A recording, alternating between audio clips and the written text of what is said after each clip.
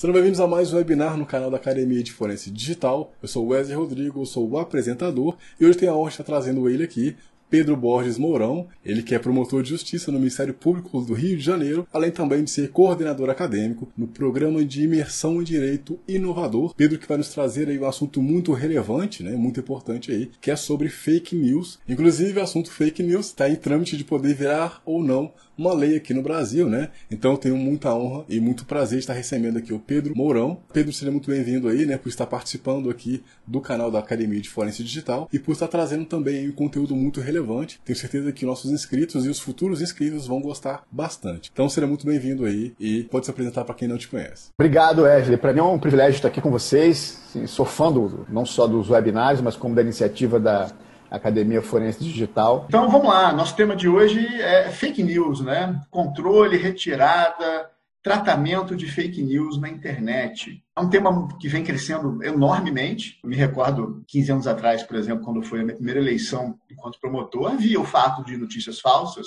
só que tramitava, expressão técnica, né? Rolava em papel, né? Era panfleto, flyer, né? Distribuía, se chegava lá, um papel, olha o que estão distribuindo na praça, né? Eu fui promotor muito tempo de interior, promotor também de municípios da Baixada. Só que, muito rapidamente, isso começou a escalar para o mundo online, para os provedores de aplicação. E o tema, enfim, para resumir, ganhou tamanha relevância e tamanho potencial adesivo que hoje tramita, né, no Congresso Nacional, já aprovado pelo Senado, a Lei de Transparência e Responsabilidade da Internet, a famosa Lei das Fake News, né? Para dar a dimensão do quanto isso se tornou relevante. A gente teve o escândalo da Cambridge Analytica, que teria influenciado a eleição americana. Então, a coisa ganhou uma escala no sentido de ter o poder de subverter o processo democrático, o que, obviamente, atenta contra o próprio conceito de Estado, né? Uma vez que você teria uma eleição possivelmente fraudada pela manipulação de fake news. Mas não é só. Não é? Você tem também a notícia falsa de cunho calunioso, difamante, injuriante, né, que também tem grande espaço dentro dos litígios que eu venho encontrando, e acompanho por interesse acadêmico também, muitos que o Ministério Público não tem atribuição para participar, mas mesmo assim eu acompanho. E tem também notícia falsa que tem o cunho empresarial, né, onde há uma concorrência desleal, ou existe ali a intenção de difamar, denegrir, né, um produto ou serviço com a intenção de prejudicar o concorrente, e, obviamente, oferir um lucro ali com aquele prejuízo que o autor imputou ao seu concorrente. Então, é um tema muito amplo, né? E, de fato, eu venho acompanhando isso e percebendo o seguinte, eu muitas vezes, aliás, quase todas, eu vejo quando o profissional jurídico vai a juízo, pouquíssimas foram as vezes em que eu encontrei boas técnicas, não só processuais, como também tecnojurídicas, vamos chamar assim. Eu já estou dizendo que hoje o direito existe, tem um ramo técnico-jurídico, né, o direito da informática, o direito digital, como você preferir, onde exige-se do profissional jurídico que ele agregue à sua formação base, né, um T, né, um traço horizontal, onde ele tem ali um pouco de conhecimento, né, pelo menos o necessário para poder entender a tecnologia, entender como a informação trafega em meio eletrônico, protocolos de internet, pilhas de protocolo, né, camadas de transporte, camadas de aplicação, provedor de conexão, provedor de aplicação, enfim.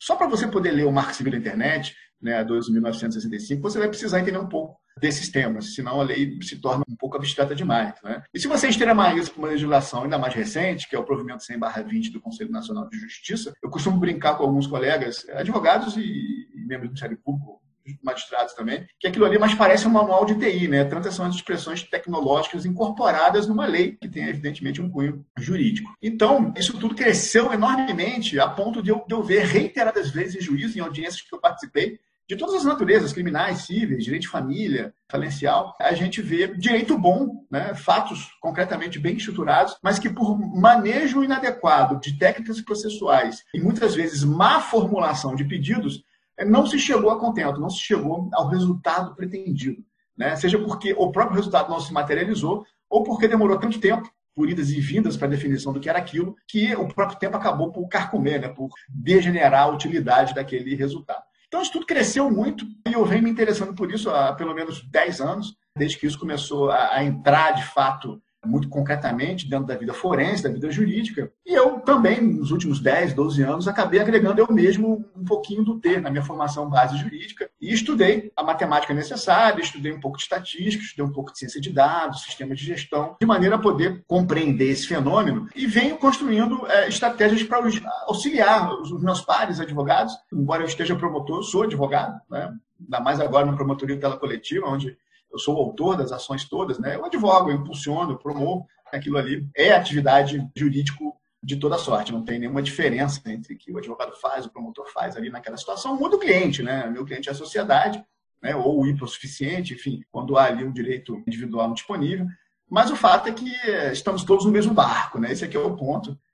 Não tem muita distinção. Então a ideia é essa, a ideia é trazer aqui um pouco de divisão disso e do quanto isso se torna relevante, principalmente quando a gente está aí às vésperas de uma eleição municipal, né, que é uma das eleições mais quentes, né, porque a minha experiência é no sentido de que a eleição do prefeito é aquela em que o cidadão se sente mais próximo, né, porque é quem está ali do lado dele, né. Eu fui promotor muitos anos em municípios do interior, municípios da Baixada Fluminense, e o fato é que o vereador e o prefeito está ali do lado dele, ele bate na porta, né.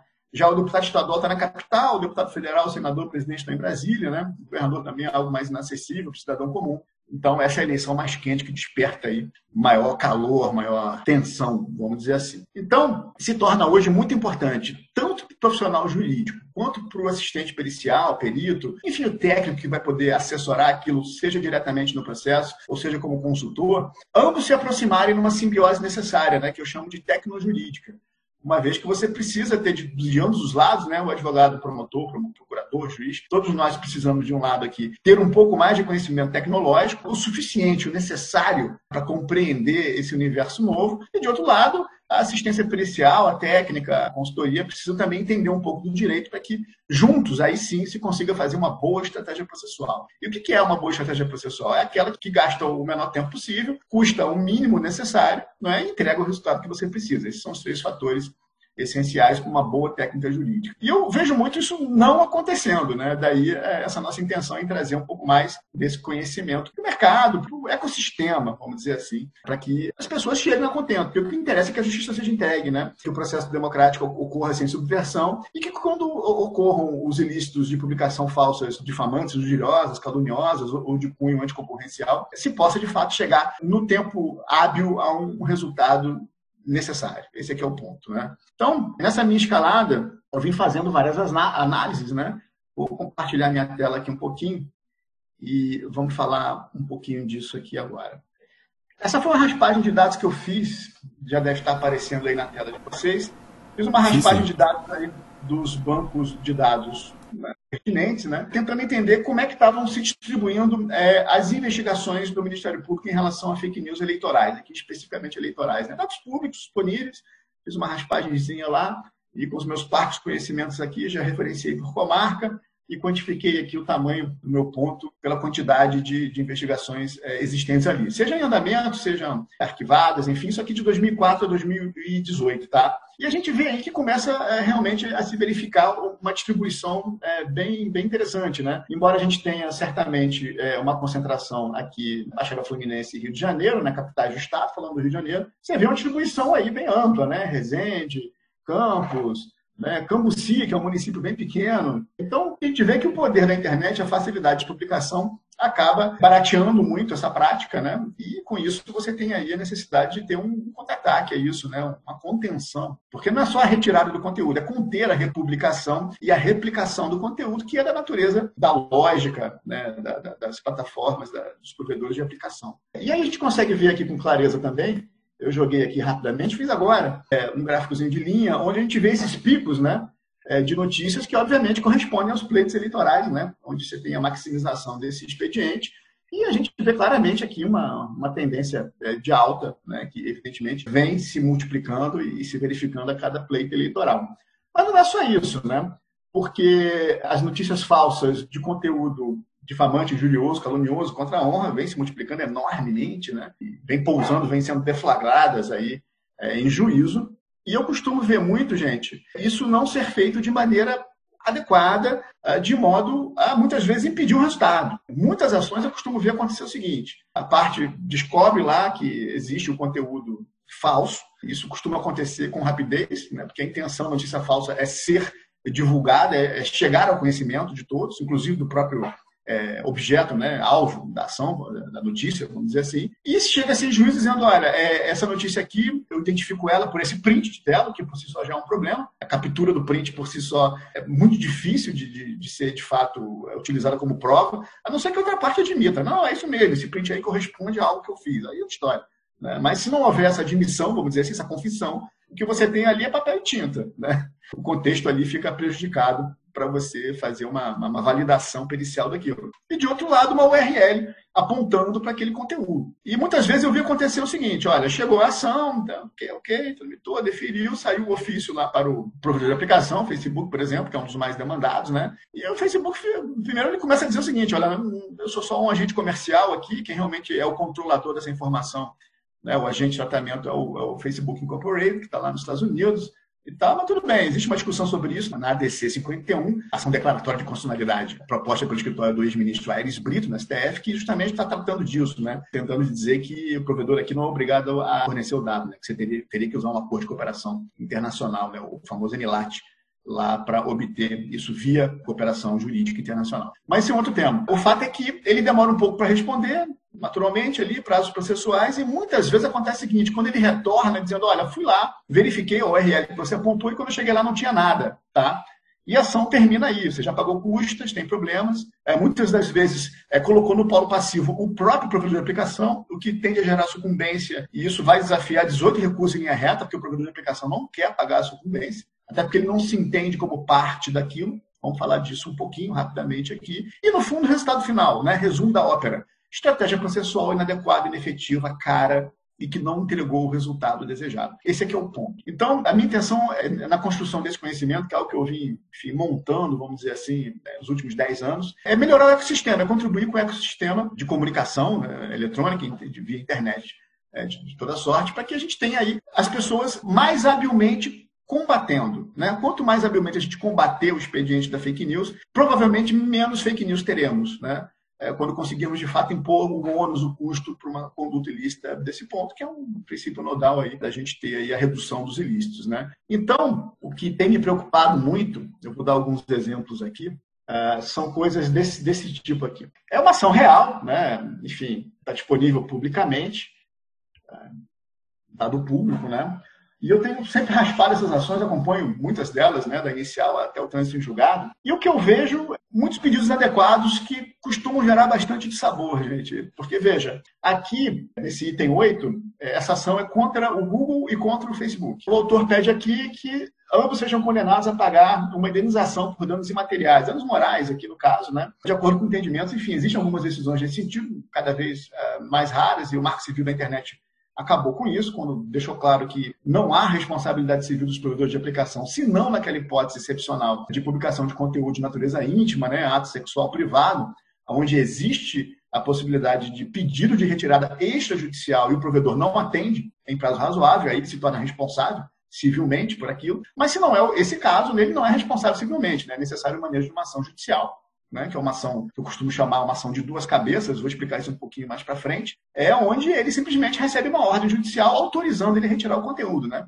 Essa foi a lógica do Marco Civil da Internet no sentido de evitar, mitigar que os provedores de aplicação tivessem um poder de censura, né? Que eles próprios decidissem o que é ilícito ou não. Então houve uma reserva de jurisdição em relação a isso, de modo que você precisa manejar essa ação. Eu sempre costumo dizer o seguinte, Wesley, olha, se você recebesse um telefonema injurioso, né? Anônimo, alguém que você não sabe quem é, que te fala barbaridades lá no telefone, e você quer saber quem é para processá-lo, você não vai processar a companhia telefônica, né? Ela é mera detentura do dado, né? Você não vai colocar essa telefônica, a companhia telefônica no polo passivo da atuação. Você vai colocar alguém determinado, mais determinável, o que é possível fazer, correto? Processualmente, se é possível, a gente explica isso bastante no nosso curso de retirada de fake news, e vai oficiar a telefônica para que identifique, né, o seu réu, né, o polo passivo.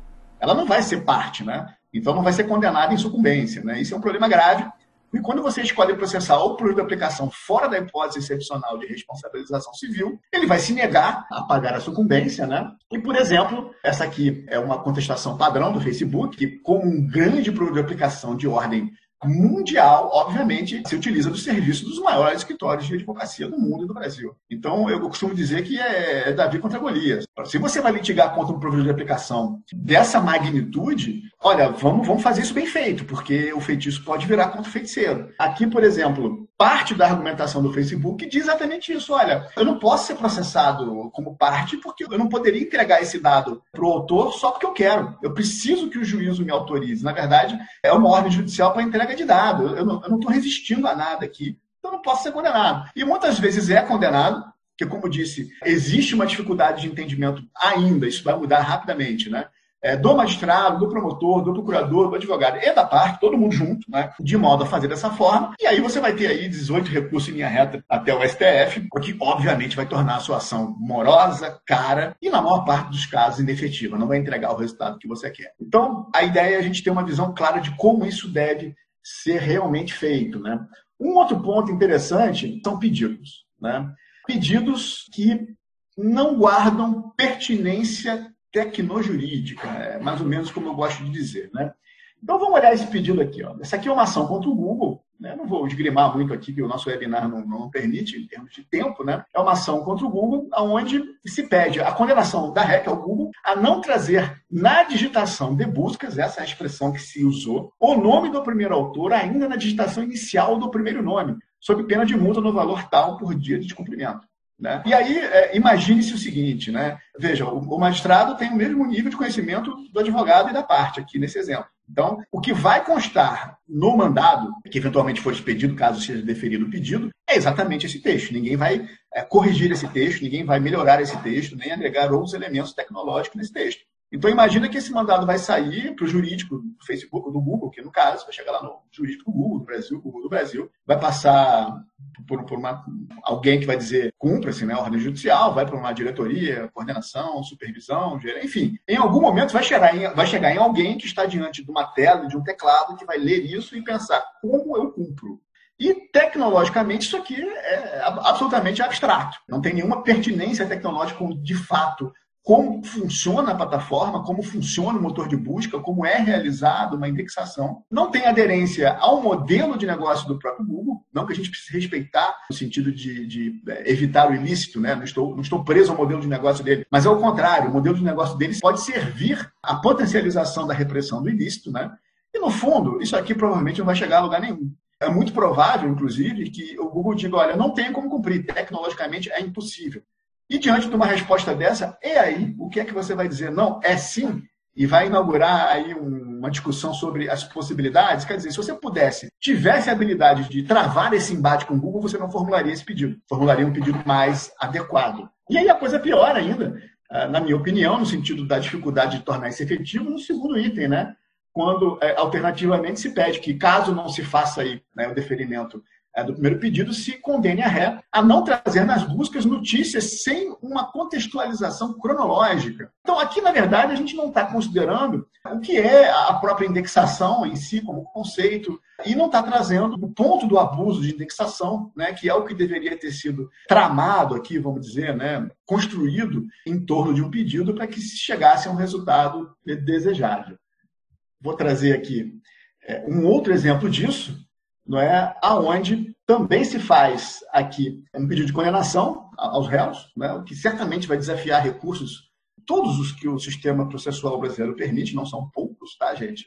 São muitos, né? E, eventualmente, que provavelmente não vai faltar dinheiro, né? A Google e o Facebook vão ter bastante capital para investir no processo de evitar a geração de um precedente. Seja dizendo que não é possível fazer, ou seja recorrendo de muitas maneiras, né?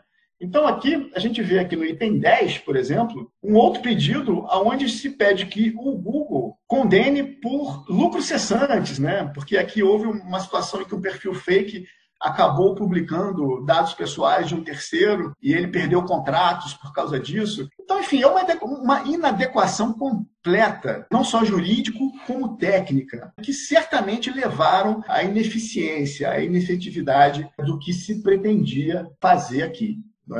Então, isso tudo, e eu tenho visto isso diuturnamente em audiências que eu participo, diariamente, faço muitas audiências, enfim, enquanto promotor eu tenho muito volume, né? Eu despacho muitos processos, eu faço muitas audiências, muito provavelmente mais do que se eu estivesse como advogado, né? Porque o volume processual me chega, né? Com muita força, né? Então, eu costumo ver isso acontecer em audiência e costumo ver isso não dar certo. Isso me aflige porque eu quero que dê certo. Eu vejo pessoas que estão sendo, de fato, lesionadas, né? Não só pessoas físicas, como pessoas jurídicas, ou o próprio processo eleitoral, e é importante que isso chegue a bom termo, né? A bom contento. Então, diante de um cenário desse, vamos imaginar o seguinte, né? Existe algo que a gente pode chamar, vou botar aqui uma telinha rápida, é parte lá do curso, mas vou adiantar aqui, que é o direito processual digital, ou direito digital processual. Porque, veja, você retirar o conteúdo já é algo difícil. Você conter a replicação e a republicação já é uma outra coisa. E você identificar, de fato, o autor, o responsável civil por aquela publicação, é um terceiro fator. Se você não souber manejar esses 3 fatores de maneira adequada, e muitas vezes de maneira autônoma, a chance de dar errado, vamos chamar assim, multiplica por 100, não é? Então, eu costumo dizer que a gente tem sempre réus indeterminados para trabalhar, a gente tem sempre que considerar as peculiaridades do modelo de negócio do provedor de aplicação, do provedor de conexão e a própria peculiaridade da estrutura de rede, não é? Vamos pensar o seguinte, gente. Vamos supor aqui, e eu já vi isso acontecer em muitos casos, né, que você tenha sido vítima de uma notícia falsa, seja de cunho eleitoral ou não. Muito bem. Primeira providência de urgência. Retirar o conteúdo que está sendo apontado pelas URLs que você conseguiu identificar. Vamos lá, uma URL é só uma seta que aponta para um conteúdo, ok? Para aquele mesmo conteúdo, infinitas URLs, teoricamente, podem apontar. Então, por certo que identificar uma única URL possivelmente não será suficiente, perfeito? Mas vamos supor que esse tenha sido o seu primeiro passo, ok? Um segundo passo é, concomitantemente, de certa forma, conter a replicação desse conteúdo, não é? Porque provavelmente pode acontecer do autor saber que você ingressou com uma medida repressiva em juízo e retirar a publicação daquela URL e publicar em outra URL, ou criar um novo perfil, falso ou não. Enfim, é possível fazer essa bagunça, vamos chamar assim, de múltiplas URLs apontando para o mesmo conteúdo, muitas vezes de maneira exata. Não é? Então é muito importante você ter essa noção de que apontar uma URL, dizer que essa URL é a que aponta para o conteúdo que você quer retirar, costuma não ser suficiente. Agora, é muito cômodo para o provedor de aplicação dizer isso em juízo. Ele fala muito isso. Olha, para que eu possa retirar o conteúdo que você aponta como ilícito, considerando que o Marco Civil da Internet determina que a ordem judicial para retirada de conteúdo precisa ser individualizada e inequívoca, para mim, o que você precisa dizer é a URL. Isso é bom para o provedor de aplicação, tá, gente? Isso não é bom para o seu cliente, isso não é bom para a sociedade, na minha opinião, no meu modo de ver. Porque eu tenho essa multiplicidade de URLs possivelmente apontando para o mesmo conteúdo. E a gente deixa de levar em consideração que toda a natureza da rede social, desse provedor de aplicação, está centrada no compartilhamento, está centrada na conexão das partes que estão ali dentro daquela plataforma, dentro daquele provedor de aplicação. E se você não considerar a possibilidade de que, por exemplo, o Facebook rastreie todos os compartilhamentos ou monitore, segundo os seus próprios termos de uso, conteúdos ilícitos, o que, obviamente, traz a inferência de que ele se utiliza de mecanismo de comparação por similitude, né? Ou de comparação por exatidão, quando você tem ali uma foto com todos os pixels exatos, né? Ele tem esses meios. Então, se você deixa de corretamente utilizar esses meios num pedido tecnojurídico adequadamente formulado, você tende aí, certamente, a chegar a um resultado indesejado, né? Esse aqui é o ponto importante. Agora, uma vez que você conseguiu retirar os conteúdos para os quais as URLs que você sabia apontavam, conseguiu formular pedidos adequados para que houvesse a mitigação da republicação e do compartilhamento, correto? Agora vamos identificar o autor, que é um terceiro problema. E aí o Marco Civil da Internet trouxe uma divisão de responsabilidade de guarda de dados, né? Basta ler a lei, está claro lá, isso aqui não tem nada demais, né? Mas a gente sabe que o provedor de aplicação ele não pode guardar determinados dados, enquanto que o de conexão da mesma forma não pode. Então, o provedor de conexão, que é aquele que te dá o IP, né, que atribui o IP ao seu terminal, ele não pode monitorar quais sites você acessa, perfeito? Então você tem que fazer uma ação de duas cabeças aí, né, para vir do provedor de aplicação, identificando aí o IP de acesso, e não vai adiantar só o IP de acesso, né? Os IPs podem ter mudado, o IP pode ser dinâmico, ele pode ter usado um IP para criar a conta e outros IPs para fazer as publicações. Então é necessário entender como isso funciona para fazer um pedido de registro de aplicação que seja legal, e vai vir um monte de log que você precisa saber pedir como esses logs devem vir para você poder trabalhar o log, senão é só uma montanha de dados, né?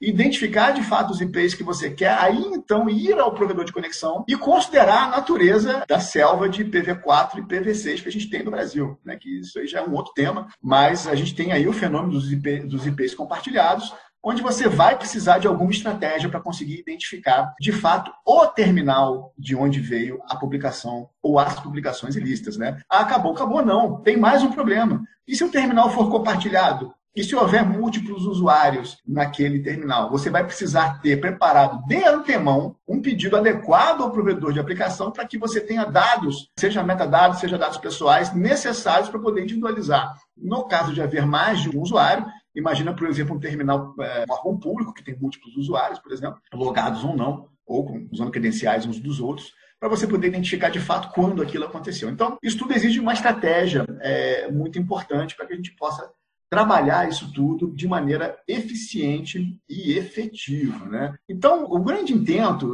disso tudo, desse webinar aqui, do curso que a gente preparou, foi prover os profissionais, tanto jurídicos quanto peritos, assistentes periciais ou consultores, para que possa haver essa simbiose. E o que eu quero realmente é deixar de ver direito bom não chegando à sua plena realização. Seja isso no plano eleitoral, seja isso no plano pessoal, seja isso no plano empresarial. Então, acredito que essa discussão não está ainda completamente explorada dentro do que está disponível, não só no plano acadêmico, no plano de cursos e treinamentos.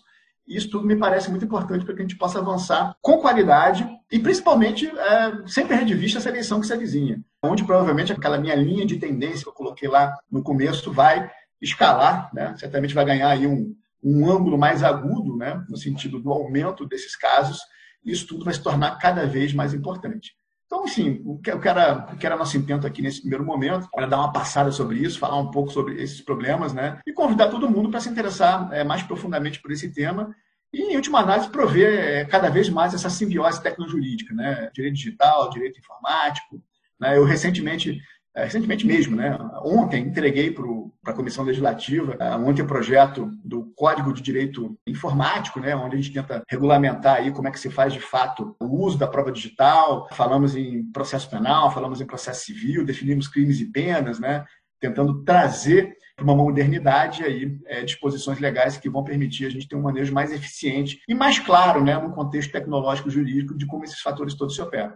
Então, espero que tenham gostado, né? Eu sigo à disposição aí, sou fã da Academia Forense Digital, a gente está sempre conversando e a gente provavelmente vai se encontrar em breve. Perfeito. Bom, Pedro, você tem alguma rede social aí, caso alguém tenha interesse em tirar alguma dúvida com você, ou caso alguém tenha também, né, vontade de também estar entrando na área, ou querer saber mais sobre o curso, lembrando também que, seguindo o perfil do Instagram da Academia de Forense Digital, você tem acesso antecipado, né, a saber sobre os cursos que vão estar disponíveis, os cursos que já estão disponíveis, as próximas webinars ou os próximos vídeos ao vivo, etc. Só seguir lá, Instagram da Academia de Forense Digital, lá também está aparecendo aqui na tela. E o Pedro, o seu perfil de LinkedIn vai estar disponível na descrição do vídeo, né? Mas se você quiser também passar para as pessoas qual que é. Eu vou botar aqui na tela o meu LinkedIn, que é um lugar que eu troco muita ideia, falo muito pelo LinkedIn, enfim, estamos sempre lá presentes. Aí o meu LinkedIn, enfim, para mim é um canal de troca de ideias.